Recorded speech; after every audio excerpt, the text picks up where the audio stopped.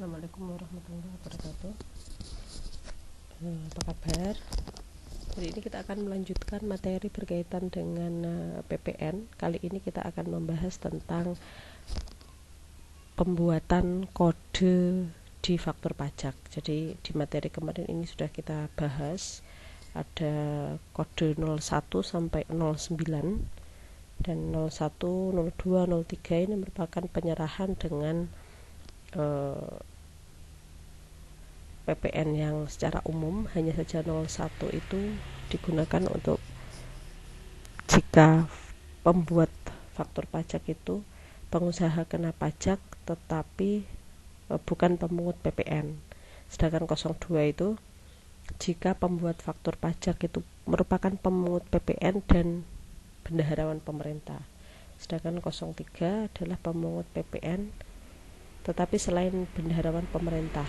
Jadi ada beberapa pengusaha kena pajak yang ditetapkan sebagai pemungut PPN. Ini nanti menggunakan kode 03. 04 menggunakan DPP nilai lain, kemarin juga kita bahas, dan seterusnya. Jadi seperti apa pemanfaatannya berikut akan coba saya sampaikan contoh dalam penggunaan kode faktur pajak ini. Ya.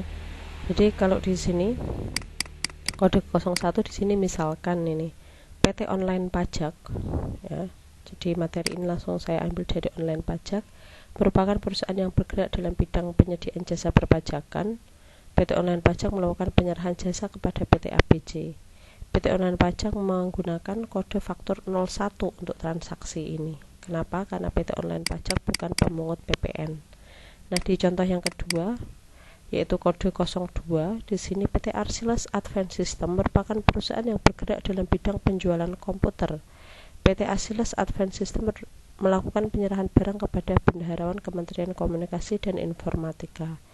PT Arsiles Advanced System menggunakan kode faktur 02. Kenapa? Karena penerima transaksi ini merupakan bendaharawan pemerintah. Dan kalau 03 itu berarti pemungut PPN selain bendaharawan pemerintah. Di sini dicontohkan ada penyerahan barang terhadap PT Bank Negara Indonesia yaitu Persero. Ya, jadi dia ditunjuk oleh pemerintah menjadi pemungut pajak, tetapi bukan bendaharawan pemerintah. Ya. Kalau 04 DPP nilai lain dan seterusnya begitu. Nah, untuk DPP nilai lain coba akan saya bahas di sini karena DPP nilai lain ini memang sudah ditentukan dari pemerintah.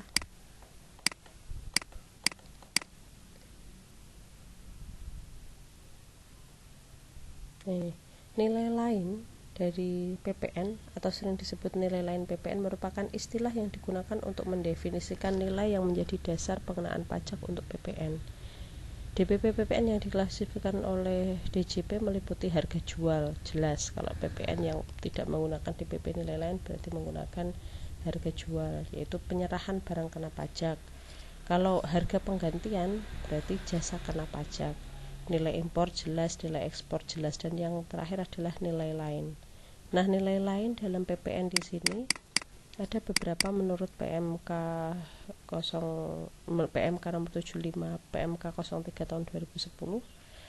Nilai lain PPN itu digunakan pada saat yang pertama untuk pemakaian sendiri. Jadi digunakan untuk keperluan sendiri. Kalau kemarin saya contohkan misalkan apotek, kegiatan utamanya adalah menjual obat, tetapi kadangkala ada pengambilan obat tidak untuk dijual tapi digunakan untuk sendiri, misalkan untuk pada saat karyawannya sakit atau pemiliknya sakit. Nah, itu akan mengambil obat di apoteknya sendiri, tapi tidak, pengeluarannya tidak dihitung menggunakan harga jual tetapi dengan menggunakan HPP, ya. Kemarin sudah kita bahas juga. Pemberian cuma-cuma juga sama. Pemberian cuma-cuma di sini misalkan toko baju, nah pas mau lebaran memberikan bingkisan kepada karyawannya berupa baju. Nah, ini kan dianggap sebagai pemberian cuma-cuma. Nah, yang lain ada untuk penyerahan film cerita menggunakan perkiraan hasil rata-rata per judul film. Untuk penyerahan produk hasil tembakau sebesar harga jual eceran. Untuk BKP berupa persediaan dan atau aktiva yang menurut tujuan semula tidak untuk diperjualbelikan yang masih tersisa, maka saat pembubaran perusahaan menggunakan harga pasar wajar. Nah, jika persediaan atau aktiva persediaan itu misalkan mebel, ya berarti ada kursi, meja dan sebagainya yang memang itu awalnya disediakan untuk dijual, tapi karena ada pembubaran perusahaan maka itu harus diakui sebagai harga pasar wajar. Untuk penyerahan BKP dari pusat ke cabang, ya, yang perusahaannya memiliki beberapa anak cabang. Untuk penyerahan BKP melalui pedagang perantara. Untuk penyerahan BKP melalui juru lelang. Untuk penyerahan jasa pengiriman paket. Nah, ini jelas, kalau ini jelas ya. Jasa pengiriman paket itu DPP-nya 10%. PPN-nya juga 10%. Artinya apa? Biasanya langsung tertera 1%, ya. Karena misalkan paketnya 1 juta, kalau PPN secara umum kan berarti PPN-nya 100.000. Tapi kalau paket 1 juta dikali 10% dulu itu DPP-nya berarti 100.000, PPN-nya 10% dari 100.000 berarti 10.000.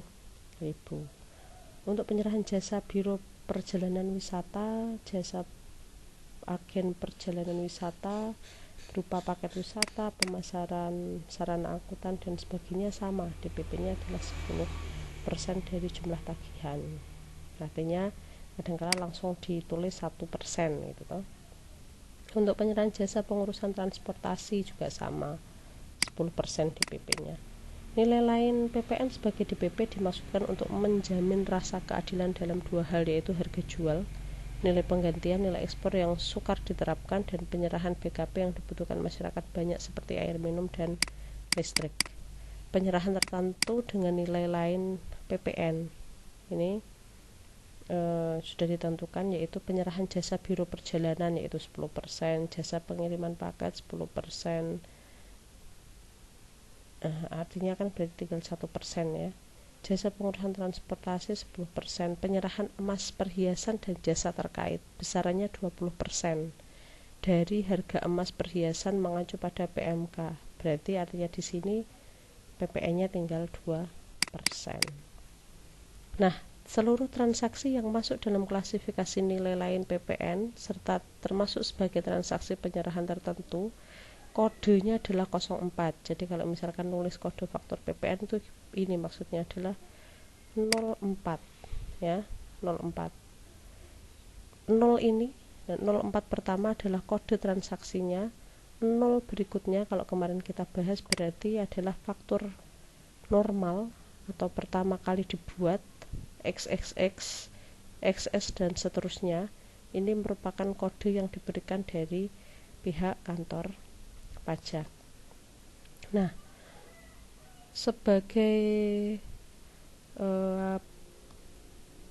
contoh dari buku praktikum pajak ini coba kita pelajari begitu ya. Kemarin ada transaksi penyerahan barang.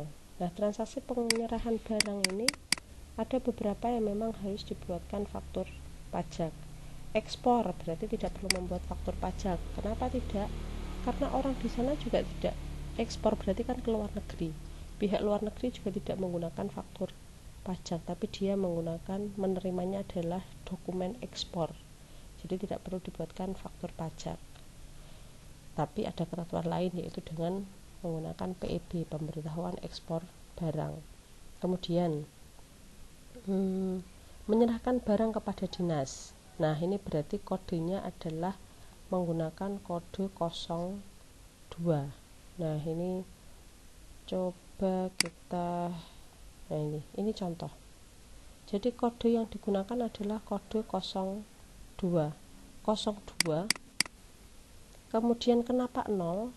Karena 0 ini menunjukkan bahwa faktur pajak ini pertama kali dibuat. belum ada pembetulan. Kemudian 00, karena perusahaan ini merupakan perusahaan yang baru pertama. Kemudian 16 dan seterusnya ini ada di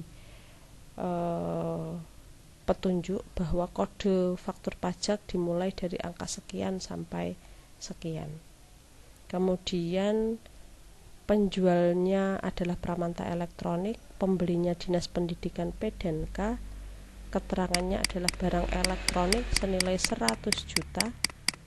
Ya, karena tadi dikatakan 120 sudah termasuk PPN dan PPN BM, maka di sini PPN-nya adalah 10%, PPN BM-nya juga 10%. Dan kemudian tanggalnya, stempel dan nama jelas. Nah, ini karena sistem maka sudah pakai barcode gitu ya. Nah, silahkan untuk transaksi yang lainnya dibuat faktur pajaknya ya. Ada sekitar 9 faktur pajak yang harus dibuat begitu ya. Demikian yang mungkin bisa saya sampaikan. Untuk selanjutnya silahkan dilakukan tanya jawab dan juga mengerjakan